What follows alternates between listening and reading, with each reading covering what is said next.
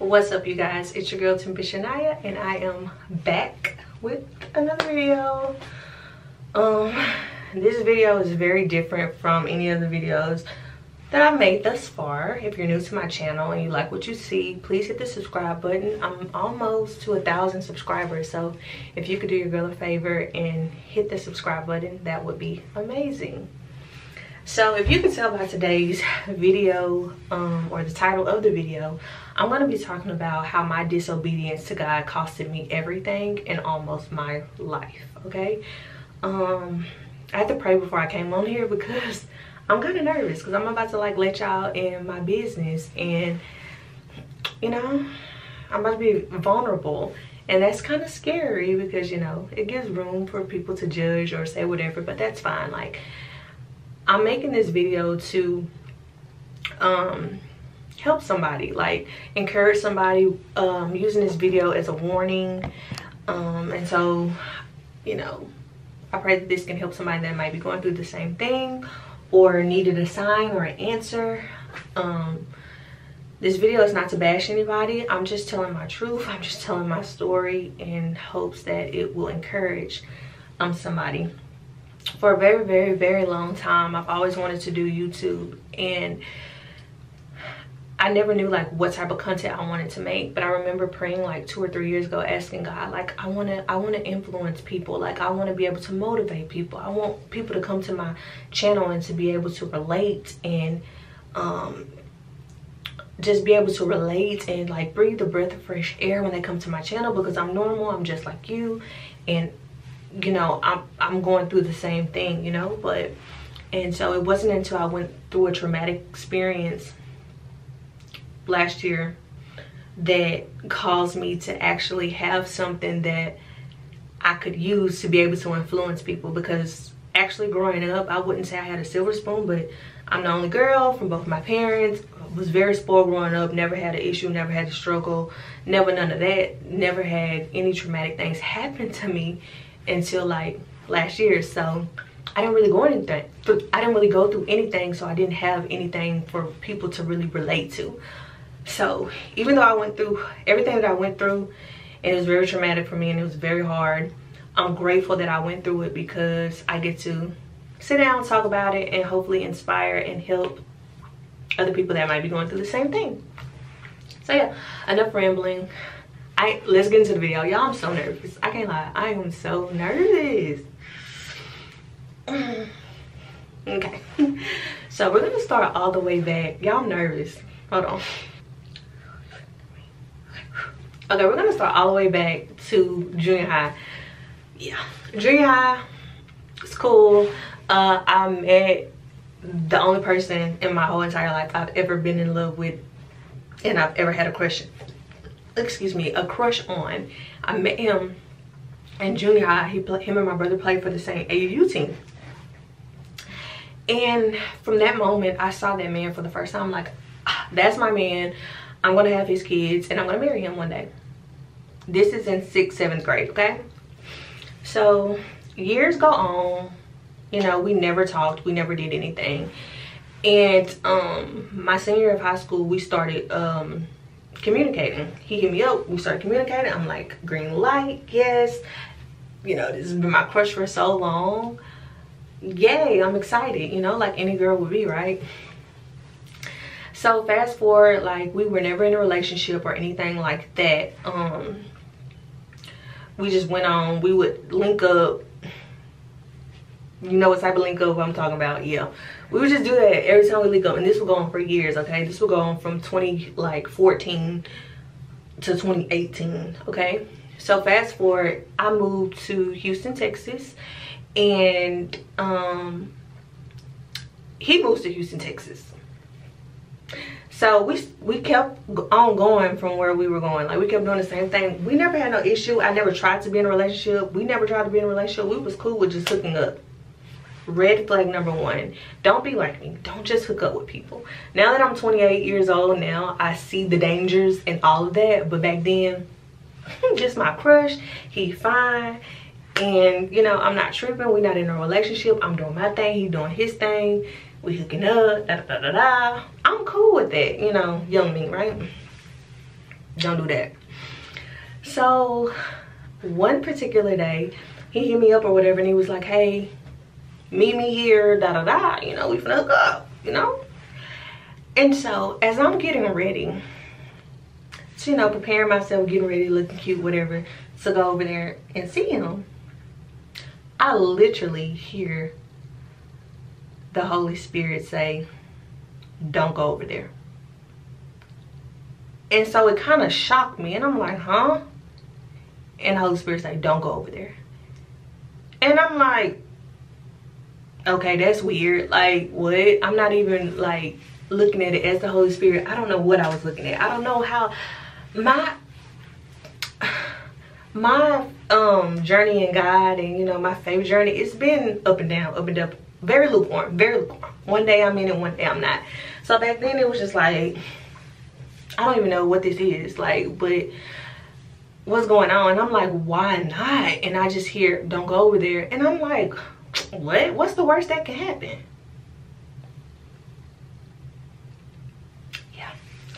So I continue to prepare or whatever and get ready to go over there or whatever. And like the whole 45-minute drive over there, because he's living all the way across town and I'm living on one part, he's living all the way across town. So the whole 45-minute drive over there, I kept hearing, don't go over there, don't go over there, don't go over there. I'm like, no, and I'm trying to put it out of my brain. Now I'm kind of getting nervous or whatever, but I still do it. I still go over there, okay? I go over there, we chill, we do what we normally do. I leave, go about my business, whatever. So, weeks go by. I ain't think nothing of it, whatever, boom, boom, boom. I start getting this off feeling. I just start feeling weird, like very, very weird, right? So on my way to work one day, I look up in the clouds and I see like a cloud, like it's like 6 something in the morning. So the sun is getting ready to come up and there's like a whole bunch of clouds. And I see a cloud, I kid you not, true story, that's shaped like a baby fetus. And I'm like, that's weird. I wish I would have took a picture of it, but I did not. And I'm like, that's weird. And I already feel weird. Like, what is going on? So I went to work or whatever, and I'm going back and my forth like, am I pregnant? Am I pregnant? I'm like, I've never been pregnant before. So I don't know what it feels like. So I get to work, I work my shift, boom, boom, go home. I'm like, I need to go to get a test or whatever. So I go get a test. Mind you, I'm like 22. I'm 22 right now. Yeah, I'm 22. So I'll get a test or whatever. This is August. Yeah, this is August. I don't remember what year. But, nope, 2017. I think. 2017, 2018. Whatever. I go get a test. Come back home. Boom. Take the test. I'm pregnant. I'm shocked, first of all. And I'm like, excited and scared and all this at the same time, like, oh my goodness, blah blah blah. And the moment I found out I was pregnant is the moment where hell broke loose. And even though I felt like it was an exciting thing for me, I thought the whole experience that I had to go through while being pregnant with my daughter was very traumatic. I won't get into too much detail because let's just say a lot of truth came to the light. A lot of truth came to the light finding I was pregnant. He did not want the baby, and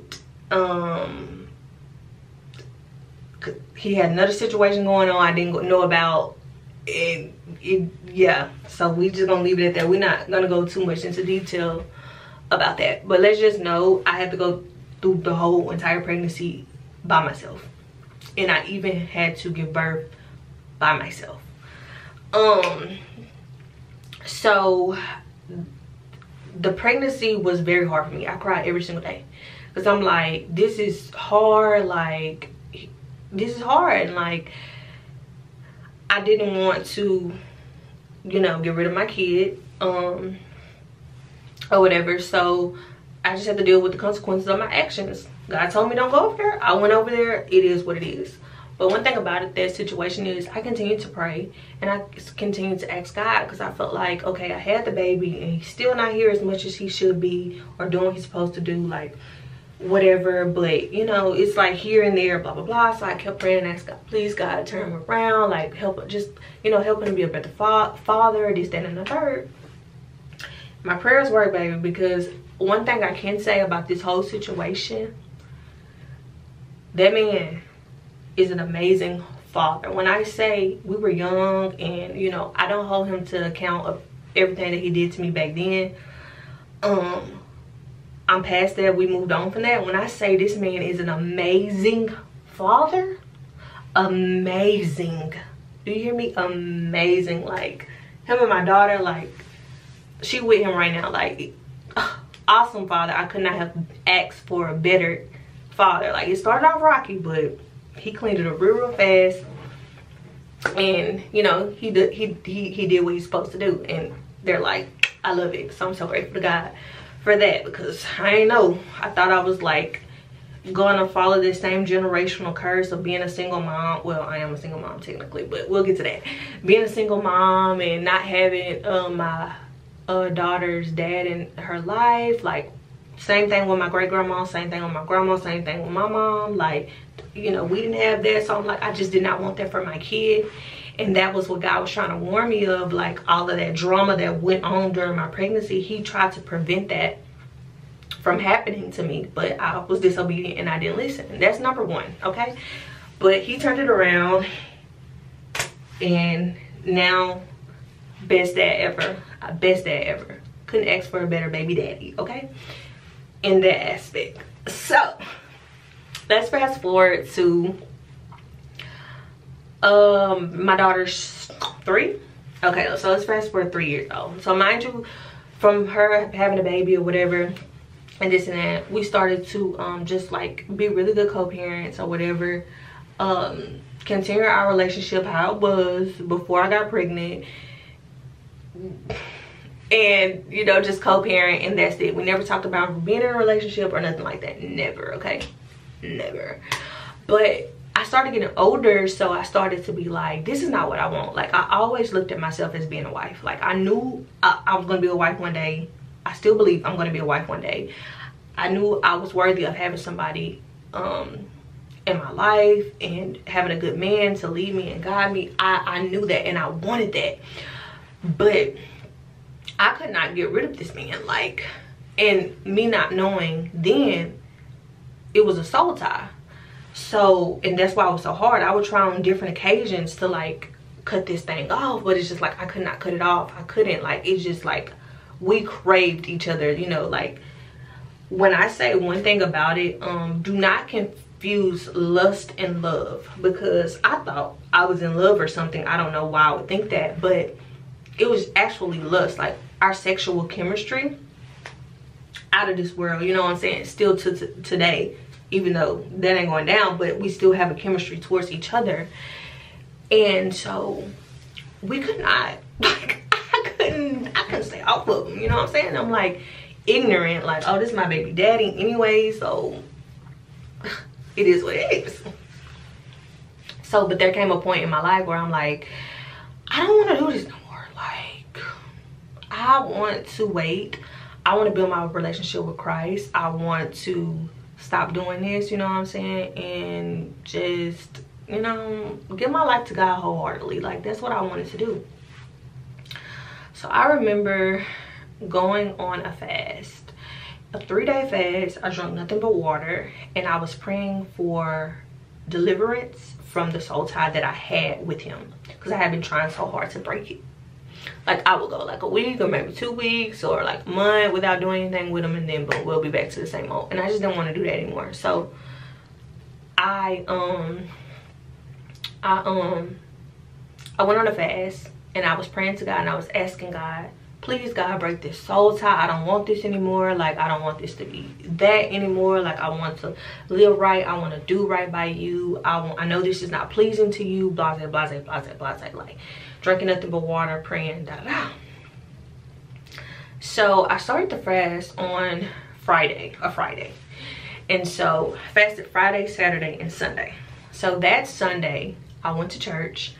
My cousin, he's a bishop at a church down here, so I went to his church, and he wasn't preaching that day. It was actually a lady preaching that day. And she preached something. It was like a woman's conference thing going on or something. I don't know. But anyway, it was a really, really good sermon. After the sermon, she called, you know, every woman up for prayer. And she was going to each woman at the altar, praying over them, praying over them, praying over them. She got to me and she skipped me.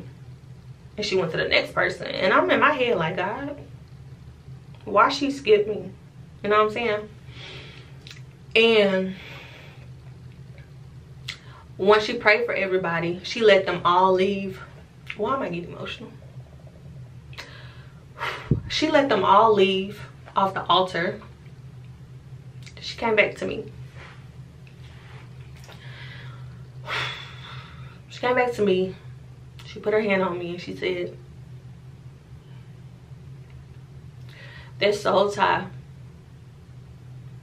that you've been praying to be broken is broken. Now mind you, I don't know this lady. I've never met this lady a day in my life. She don't know me. Didn't even tell anybody I was fasting for this soul tie to be broken. She was like, the soul tie is broken. God says the soul tie is broken, and all he needs from you is a yes. And so she just said, say yes, say yes, say yes. And I was saying yes, and I was saying yes, and I was crying, I was saying yes. And like she kept putting her hands on me, and she put her hand on my stomach actually. She put her hand on my stomach. And she said, say yes, say yes, say yes. And then I started screaming like, and not knowing that was my first experience with deliverance. I was being delivered from the soul tie, you know what I'm saying? And I'm screaming to the top of my lungs in the church like, whatever demons was coming out, they was coming out. Do you hear me? And the whole church is crying, and like it was just such a crazy experience. And I'm like, I never experienced. And then I just fell to the ground or whatever, in tears or whatever. And it was just like, whew, it was crazy. It was crazy. It was beautiful though, because I'm like, dang, God heard my prayer. Like, thank you, Lord Jesus. Like, I walked up out of church that day feeling like a brand new woman. Do you hear me? A brand new woman. So I'm like, okay, I'm on fire. I'm on fire for God. Like, I'm ready. Like, all the feelings I had against him, like, they're gone. Like, I'm literally brand new and fresh. Like, ready. Let's go all in. I'm running to God, fire. Like, boom, let's do this thing.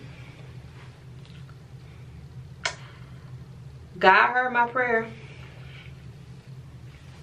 And the devil also heard it. He heard it too. He heard it. And boy. So a couple days go by. I'm good. I'm straight. I'm, you know, getting in my Bible, getting in my word, like really trying to live for God. I'm on fire, trying to understand like what's my purpose, this, that, and the third. I get a call from my baby daddy, and he needed help with something. He needed me to come pick him up. I'm like, cool, no problem. I can come pick him up, blah, blah, blah, blah. Come pick him up. Then we end up like coming back to my house or whatever. So comes back to my house, blase, blase, whatever. Not thinking nothing of it. Days go by. You know, he ended up spending like a couple days at my house. When I tell y'all, this man was everything, was doing everything, was just being a man. Like, he was everything that I had been wanting him to be. You know what I'm saying? Like, he was just doing everything for me, like being there, being attentive, like just everything that, like, I'm like, oh, what? But a part of me knew, I knew in the back of my mind, this is a trick. This is not a trick on his behalf. Like, he probably honestly being like this, but the enemy is tricking you. You just got delivered from this, and now this person is coming back being a freaking just king, like just amazing. Girl, boy, whoever watching this, let's just say your girl fell for the okie doke. Do you hear me? Like, I forgot about the deliverance. I forgot about everything that I had went through in our past, during my pregnancy, whatever. Like, I forgot about the soul side. I forgot about all that. Like, that's all out the window. Do you hear me? Like, I just know I want my family. This is the person I want to spend the rest of my life with. So I thought, and he's been perfect. Everything that I could ever want in a man. So we began to grow closer, hang out. We was hanging out like every single day. Me, him, and our daughter. Like, it was just amazing. I'm like, oh my gosh, I always wanted a family. Like, this is a dream come true. Like, I'm moving closer to the very thing that I manifested. I said I was gonna have his kids and I was gonna marry him one day. Like, this is awesome. So boom, end up moving out my mom's house, and me and him got a place together or whatever. And it was good. It was good until it wasn't good no more. Okay, it wasn't good anymore. It went downhill. But what I can say, I stopped praying. I stopped going to church. I probably went to church 2 times in a relationship. Like, in that relationship, I was extremely depressed. I was sad all the time. I was having anxiety, and I was so depressed in that relationship from the way I was being treated and the stuff that I was going through, that it just turned me into a different person. Even if some of the things that was being done to me, I had never been treated like that before, so I never knew how to handle it. I became toxic, you know what I'm saying? I became toxic to the point, like, I done bust a couple windows, flattened a couple tires, put a couple tracking devices on, like, stuff that I had never done. And I kept praying, like, God, please, like, I can't do this no more. Like, I can't do this no more. But I never wanted to pray to God and say, God, if this person is not for me, just show me. Because I knew he was going to show me. Because he had already showed me. Like, he had already shown me or whatever. But, excuse me, the enemy tricked me just enough to get me to stop seeking God. And that was all he had to do. You know what I'm saying? So the relationship went downhill. It was something all the time. I was crying. There were times where I wanted to commit, yeah, I don't know if I can say the word on YouTube, but I wanted to unalive myself. Like, I couldn't bear the pain. Like, I couldn't. Like, and it was a lot of stuff, like, I realized that in that relationship that I did not like about myself. And in that relationship, I realized that I had daddy issues. I never thought that I had daddy issues. My daddy wasn't around, like, talking about growing up, you know. But it never really bothered me. So I thought, like, I was never crying out for my daddy, or I didn't care if he was there or not. Like, I just didn't care.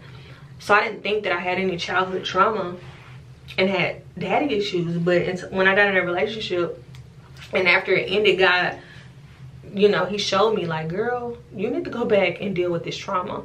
Today, me and my dad are like this. Like, that's my dog. I love him so much. He's such an amazing dad. Like, he was young back then. People make mistakes or whatever, but I love him so much. He's awesome. But I didn't know I had daddy issues. I didn't know how insecure I was. I didn't know. I thought I knew my self-worth. I did not. Like, everything that was being done to me, there were ample opportunities for me to walk away, to leave. I couldn't. Like, I was dependent. I had made this person my whole entire life. Like, I said, F God. Like, this is my God right here. Like, I made the man my God. Like, I wanted to do everything right. I wanted to be everything he ever needed. I wanted to just be the perfect person for him because I wanted this person so bad. Now I got him. So I wanted to just be, and it was like, it was never enough. It was never enough. It was never enough. And I didn't understand, like, why? Like, is there something wrong with me? And it was something wrong with me. But when you have two people in a relationship that both are dealing with and suffering from childhood trauma, daddy issues, this and that, it's just not gonna work. Okay, like, do what you gotta do to heal first, and then come together. Don't be trying to heal from that stuff like in a relationship. Like, you gotta take care of that on your own. So I would not leave. Like, it was so much stuff being done to me, so much. Anything you can think of, it was done to me. Okay, I could not leave until God said, girl, you won't leave, I'm gonna make it so you ain't got no choice. Do you hear me? So our relationship ended up ending or whatever, and that was like so devastating because the time that our relationship ended, I had lost my job, my car had broke down, I had the relationship had ended. So mind you, now I don't have a job, I don't have a car, my car broke down, I don't got no money coming in, no funds. My relationship is over with. I'm grieving over my second baby.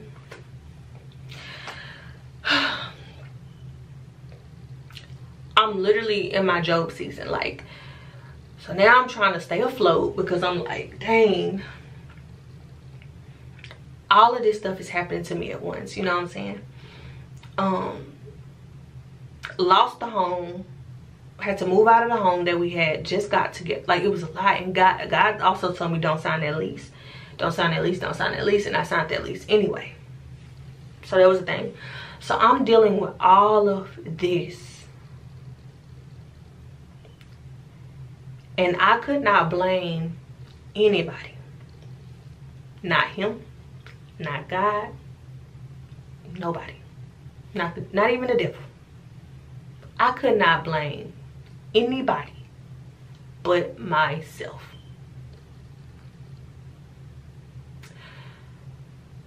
Everything that I was going through, I brought that on myself. And I want to say this. A lot of times we go through the things that we go through, it's because of our own disobedience. Had I not entertained that situation after I had just been delivered, I would have never, none of this would have never happened. It wouldn't. And if it did, it would not happen in that manner. But I know that was the consequences of my disobedience to God. I had shut God out. Who was God? There was no God in my relationship. I'm doing some everything, you know. There was no God, you know. I shut him out. And God said, okay, you want to shut me out? Let me just show you something. Let me give you over to the enemy. And let me just show you how horrible your life can get. And you're not going to have any choice but to run back to me, because I'm going to be the only one that can help you. And that's exactly what happened. So I end up, we end up going our separate ways or whatever. And I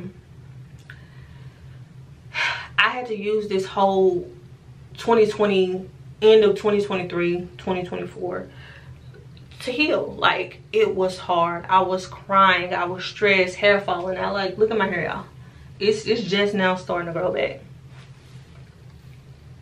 Look at that. It's just now starting to grow back, but it was worse than that. Like, that was completely bald, by the way. I was so stressed out. I could not understand.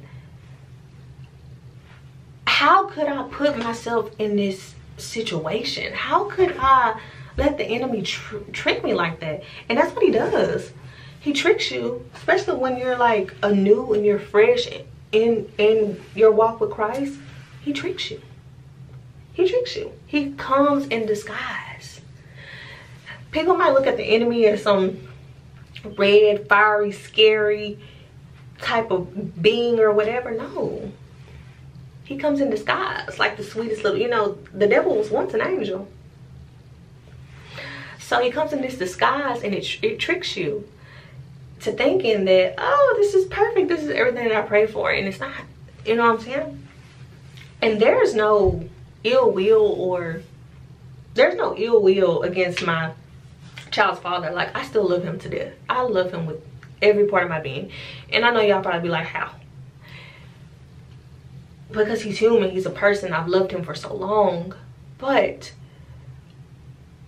in my walk with God, I understood that it wasn't him that did that to me. It was the enemy using him to get to me.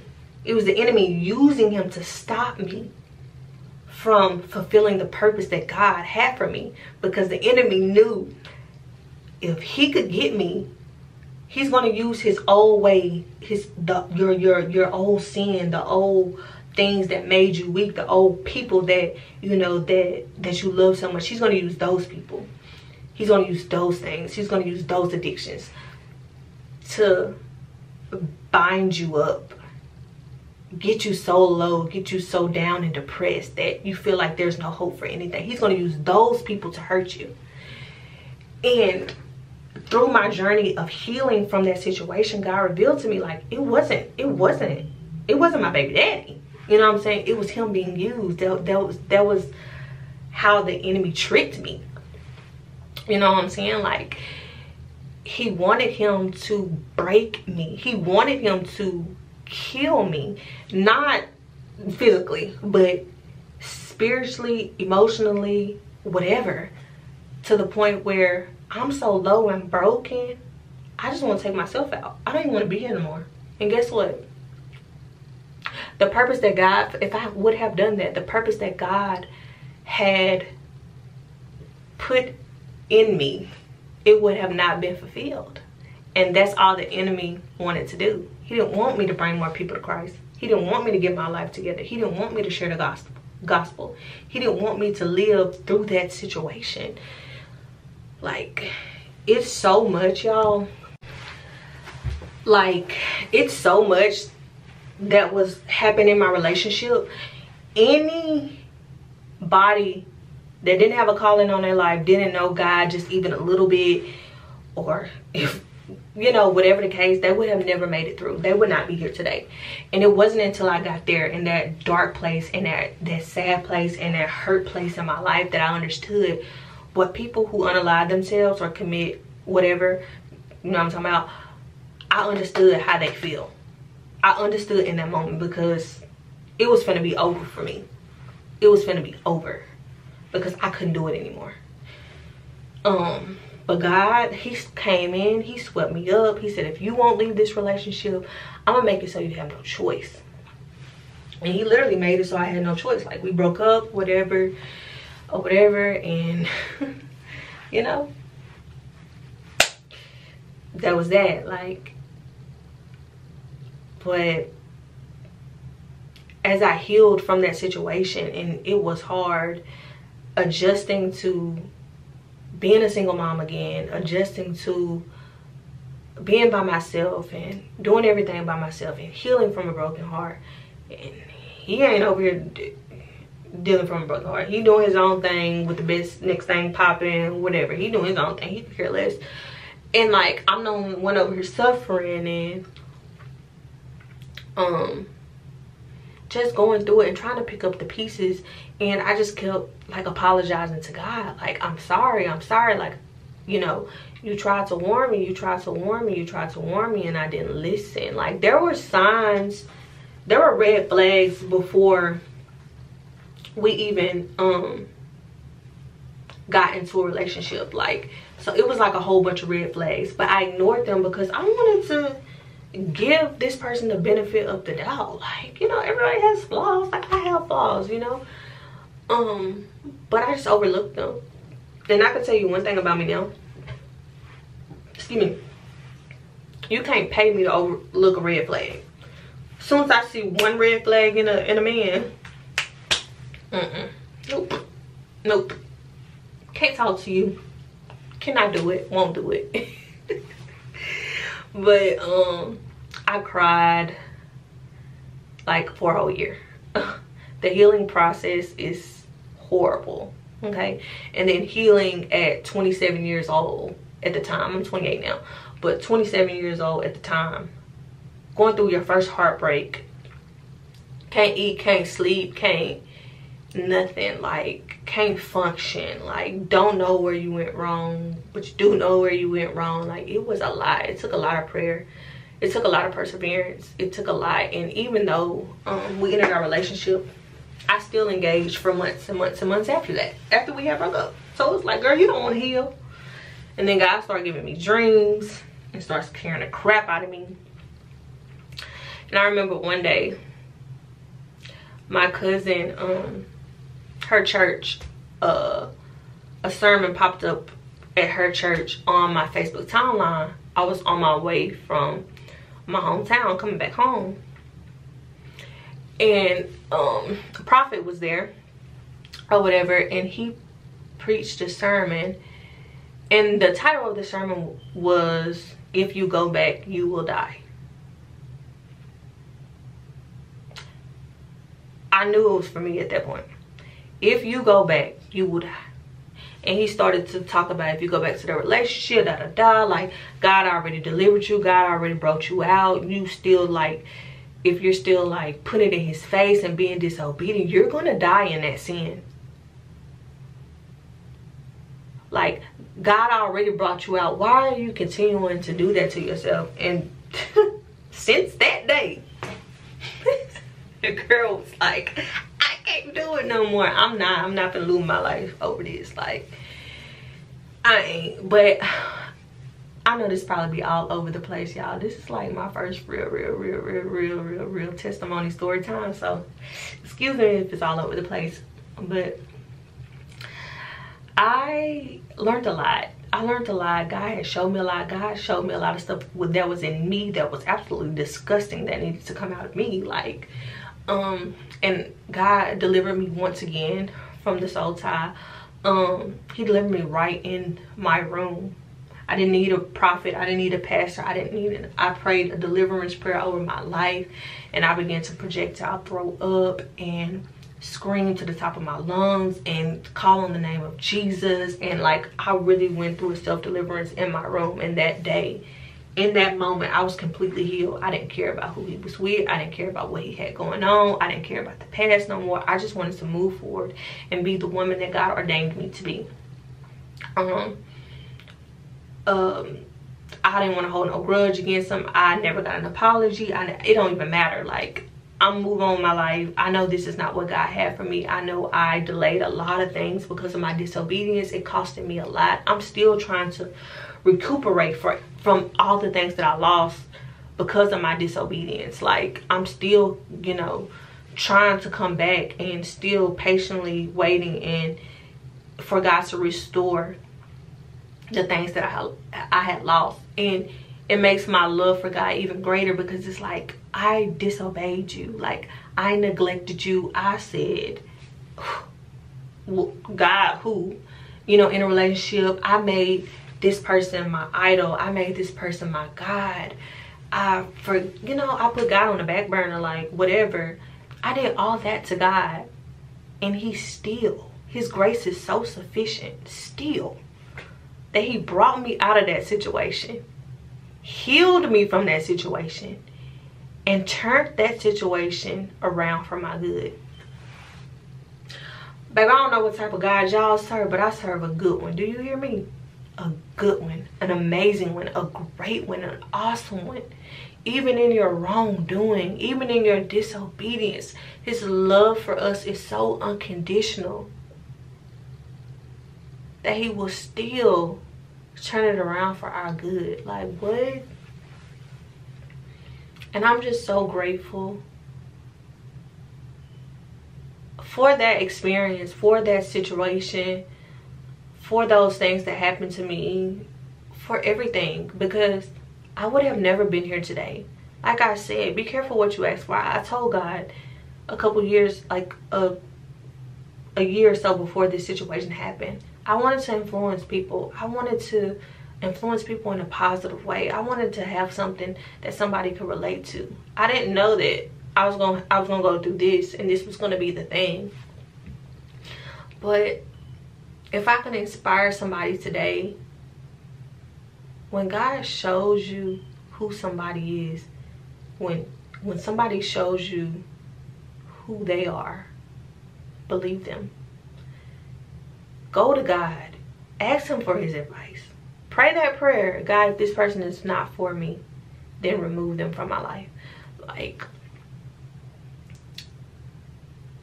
the signs are there. Like, ask God to take the veil off of your eyes so you can see what's really going on. You know what I'm saying? Don't be deceived like I was. You know what I'm saying? Don't do that. Don't be deceived. You know? Like, I couldn't understand, like, what did I do to this person? Like, why don't this person see my worth? And God revealed to me he was never meant to see your worth, because that's not the person I have for you. I didn't let him see your worth. I didn't let him see your value, because that's not your person. You know what I'm saying? So I'm like, dang, like God was really trying to protect me and save me. And it could have been so many other things that I could have come in contact with because of my disobedience, but God spared me even in my wrongdoing. Like, that's a great God. And if you're watching this video and if you're going through anything, if God done told you not to go to that place, stop smoking, drinking, doing those drugs, going back to that person after he delivered you from, going back to those places, those things, take it from me. Stop it. Stop it. God is never going to remove you from something and not give you better. Do you hear me? It's always going to be better. If God says no to one thing, it's okay, because he got a better thing coming. Just let it go. Surrender it. Surrender it and give it to God and be patient. I know you think you want that. That's your flesh. Your flesh. That's your flesh. I know you think you want that. It's not good for you. You don't want it. Okay? It's not good for you. Like I said, I don't blame my ex. Like, I take full responsibility for everything that I went through, because he is who he is. You know what I'm saying? There's, you know, I should have been obedient to God when he told me, don't do that, don't do that, don't do that. But like I said, I'm grateful for the experience. I'm grateful for my daughter. I'm grateful for everything I've been through, because I've healed so much. And I know whoever God has for me, he gets to get the healed version of your girl. Do you hear me? The healed version of me. The childhood trauma, shh, the insecurity, shh, all that, like,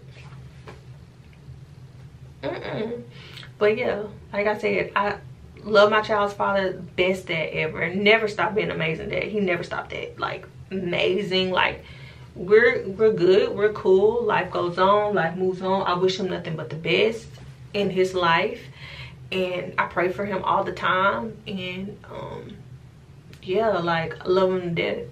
But this video wasn't even about him. It was about me and my disobedience, and I'm the reason that I went through everything that I went through. So I really pray and I really hope that this video encourages somebody, gives you strength to move forward, to warn you about things. A lot of people like to